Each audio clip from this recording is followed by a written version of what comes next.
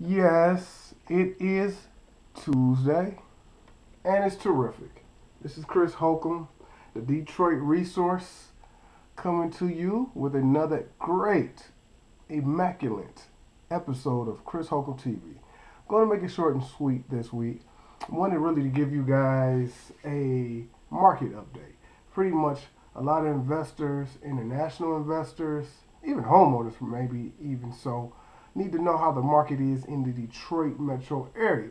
Now, primarily, I'm talking about the Detroit area, but it also affects the suburbs, out of the market of the Detroit area. So, primarily, as you know, and if you don't know, Detroit is coming out of bankruptcy. A lot of the lenders, creditors are getting paid, so a lot of things are pretty much been settled. So for the city, coming out of bankruptcy is a good thing, meaning a lot of things now that's pre-existing will become permanent, which has been good effects, good improvements throughout the city, at least in the management ways with facilities and services. Like I said, it probably, let me think, about 50 videos ago, when we were going into bankruptcy, it really doesn't affect the real estate market per se regarding the market value. And to be honest, the market value from that point or even now has drastically, not drastically, but has improved. You can see the momentum of the recovery curve because prices are now rising slowly, but they are rising. Mortgage rates are still low, so that's a good thing for people who want to be a homeowner. There's your homeowner aspect. But for international investors, one thing for you guys to understand is that the market is slowly improving.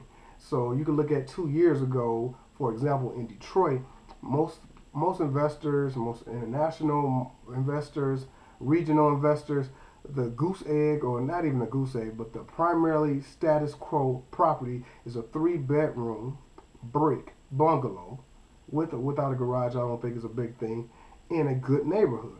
A good neighborhood in Detroit is maybe have one abandoned to two abandoned properties on the block, but predominantly be homeowners, 70% or more. Um, like I said, predominantly brick, so the neighborhood is in good condition. Even though abandoned houses are being upkept, meaning the grass is being cut, either they're boarded up, they don't look like an eyesore. Those are pretty much very good to great neighborhoods. So if you say a brick bungalow 3 bedroom in a neighborhood like that, probably 2 or 3 years ago, you probably can get that for about 15. It depends on the shape of it, the rehab you have to put in, and you might could get it for 12. Nowadays, it's 17 easily. And what people got to realize, if you're buying a distressed property for that price, let's say a foreclosure, let's say a short sale, let's say just a for sale by owner, you got to look at what upgrades you got to do to bring it up to status quo, to bring it up to, I would say, livable move-in rate modernization style. Don't mean everything got to be updated, but you want to, like I said, my philosophy, anything past that won't last 10 years needs to be repaired or rehabbed. So, thinking of that, you're thinking anywhere between probably roughly 10 to 20,000. So if you look at that rate, when people want a cash flowing property in a good neighborhood with a tenant in there and an ROI that's substantially anywhere between 18 to 20%, you're not gonna get it for 25,000. If you just do the numbers there and say roughly, if I get it for 17, I put 10 in it, that's 27 right there. I'm not making no money, I'm breaking even. So honestly, you got to really evaluate what you're looking at and what the market is. Properties are slowly rising. They're not dramatically, because you don't have credit in the city yet, but the market in Detroit is improving. It's still for bang for buck a great opportunity because the status quo, what my example was, is not always. You can fluctuate that 15,000, I would say probably 4,000 plus or minus. It depends on the property. You can find a colonial 4 bedrooms where it's not going to be 17,000 unless it's got functional foundation damages, a bad roof. But if it's got the key ingredients, which is a good roof, windows, and probably electrical that's pretty functional, and the plumbing that's pretty functional, it's going to be in the 20s. 22, 20, 18, 19. Depends on the area, as always. But I want to give you guys an update on that. So when you're looking at that as a Detroit market going out to the suburbs, they're gonna increase 5 to 7,000 for everything because you got a better school system. Not saying Detroit sucks, but you got more charters. You got a different type of system than you do with the public schools outside of Detroit. So you look at the school system, you look at the police department, you look at the safety, you look at services. and you look at the houses. Usually they may not be as vandalized or in bad shape depending on how they're sitting. So you have to evaluate that too. But in the suburbs, they're going to be a little bit bumper up a little bit more because of those attributes. So you're getting your best bang for your buck in the city, but it's not as it was. 2008, you probably can get that same price property that I told you about, 17, probably for 10 or maybe even 8. That's how good it was. It's not like that anymore. And I wanted to give you guys a market update because there's a lot of investors still thinking the market is static. No, the market is recovering, so things are getting better. Things are growing. With the city coming out of bankruptcy, that means that everything's getting streamlined.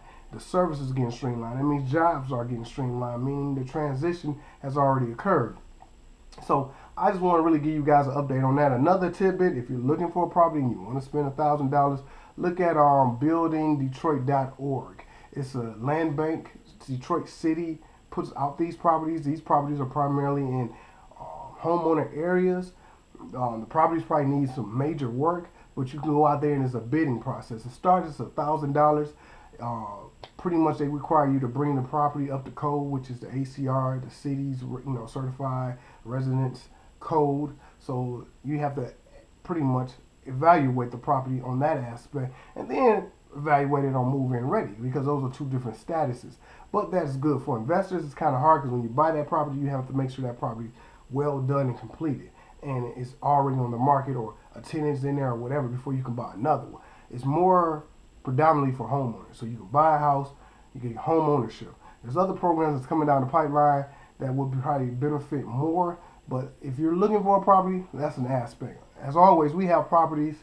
I always can find you a property if you're looking to buy or you're looking to sell. Definitely contact me. I have a lot of resources that can assist, as well as myself.